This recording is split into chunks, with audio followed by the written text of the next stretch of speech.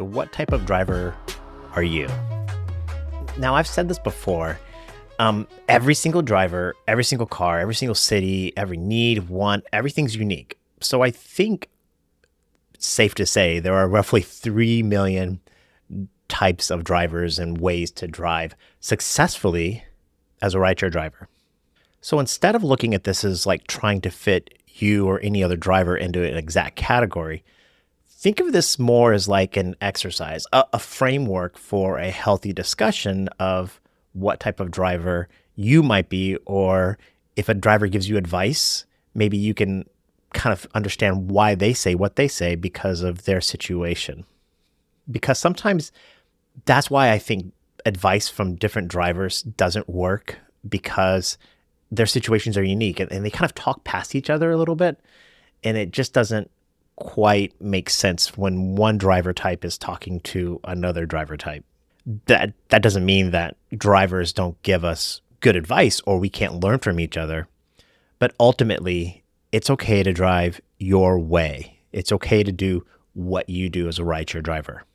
This, of course, assumes that you're okay making the money that you make, because the reality is this: there are drivers in your city that are making a lot of money, and maybe more than you, because they're doing the things that it takes to make that kind of money. And again, that's okay. But if money is the ultimate goal, there are ways to maximize your earnings based upon the way that you drive. So for this exercise, I'm going to categorize everybody into like 5 groups. There's Sam, Gabrielle, Madison, Freddie, and Taylor. Let me walk you through each one of these. Sam, side hustle. This person needs immediate cash. Their car is set up for the driver. They're not trying to set up their car to be a rideshare driver. They're going to drive maybe 1 to 5 hours a week.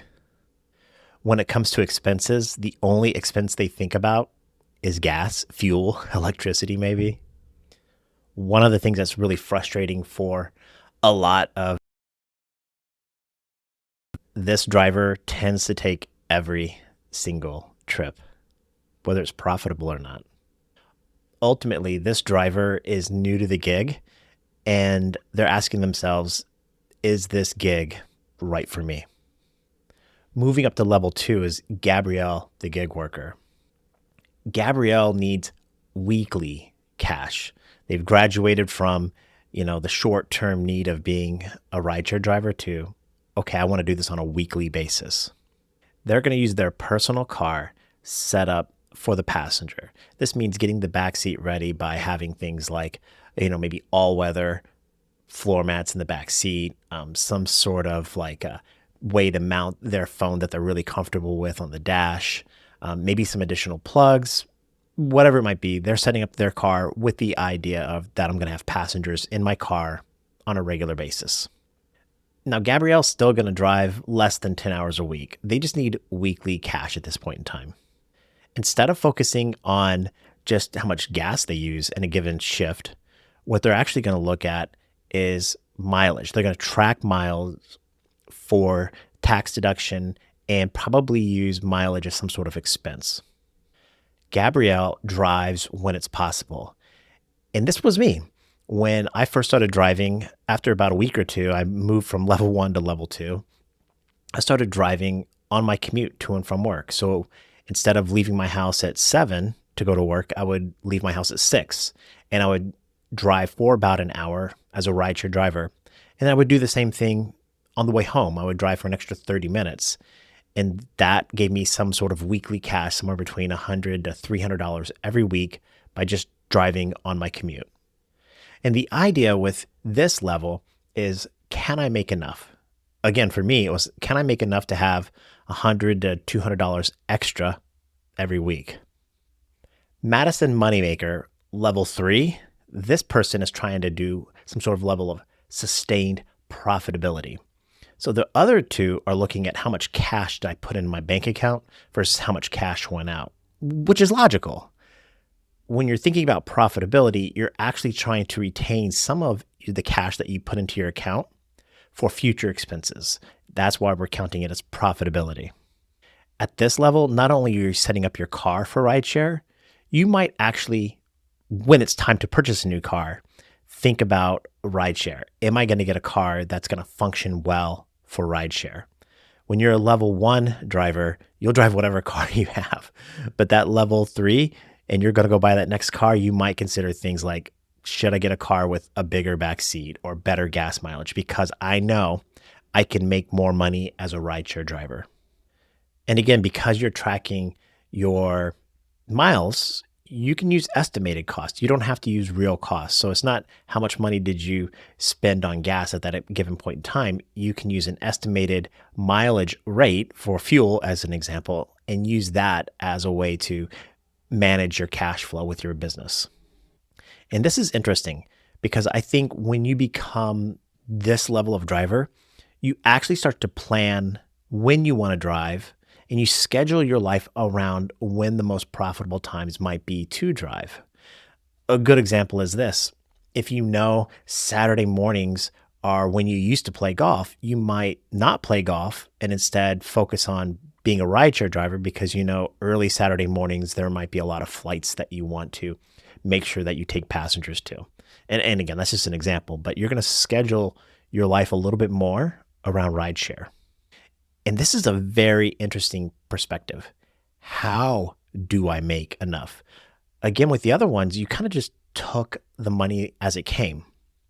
But now, as your Madison Moneymaker, a level 3 driver, you're trying to figure out ways to make enough money as opposed to just times and kind of the randomness of the app.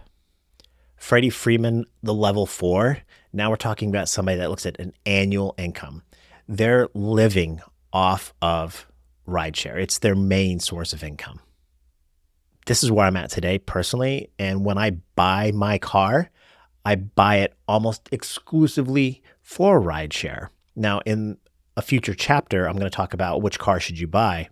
Doesn't mean you should buy a car that you don't like, but I consider rideshare almost explicitly. Like I'm buying this car knowing that 80-90% of the time, I'm going to be using it for rideshare. Freddie is going to drive 40, 50, 60 hours a week. And Freddie is going to treat rideshare like a business. Again, this is where I'm at, a level 4 driver. I drive full time. And what's great about being a rideshare driver, like at this level, because this is my full-time job, I can schedule everything around driving when it's most profitable. I can drive for 12 straight hours, sleep for 24 straight hours, and drive for 12 more hours. I can do whatever I want. I just know when it's the most profitable times and the most profitable locations for me to drive. And because I have the flexibility in my schedule to do it, that's what I do. Ultimately, I'm asking myself, how do I maximize my profitability? And when I say profit, it's the volume of profit, not the profit per hour or profit per mile. But after all the cash comes in at the beginning of the week and all the cash that goes into my personal bank account, I want that number to be as maximum as possible for the amount of time that I put into the shifts. There's even one level higher, what I'm calling Taylor Tycoon. This is like a level 5. They're out there. These are the drivers that actually start to sign up private clients. These are the people that actually incorporate as a business, get commercial private insurance. They might even hire other drivers and have multiple cars that they use for rideshare. They're basically a taxi business. They have things like an accountant and a lawyer, and they even do marketing. I'm not at this level, but I know there are some drivers out there that do it. And it's extremely lucrative because especially if you're doing Uber and Lyft as a rideshare as a side hustle, you can migrate those customers and those clients over to your personal business. And if you can find those type of drivers out there, listen to them because they know the industry better than almost anybody else. Again, so none of these are set in stone when it comes to fixed categories. You could be driving 40 hours a week, but really truly just using your car for your own personal stuff, and you're not going to buy a car based upon rideshare. It kind of fluctuates between them.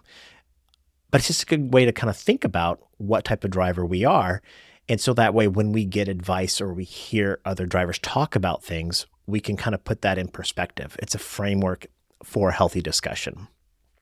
So what type of driver are you? How much time and effort are you willing to put into this gig? How much money do you want to make? How much effort are you willing to put into your car to get it set up for rideshare? Are you willing to consider buying your next car and thinking exclusively about rideshare? How many hours do you want to work? What times do you want to work? Are you willing to drive late at night in potentially even unsafe conditions to maximize your profitability? And the question we all have to ask ourselves, is there something better that you and I can be doing with our time? Hey, have you heard about the new rideshare insurance game changer called VOOM Rideshare Insurance? Hey, how are you? It's designed for drivers like you and me. Why keep overpaying for miles that you'll never drive? Ditch the one-size-fits-all policies that don't really understand our hustle. I recommend you replace your personal insurance with VOOM Rideshare Insurance and start saving today. Unlike other companies that charge you for all miles whether you're doing rideshare or not, VOOM can subtract those working miles and get you fully covered for a better price, allowing you to save up to like 60%. Want to see how much you can save? Check out VOOM Rideshare Insurance today.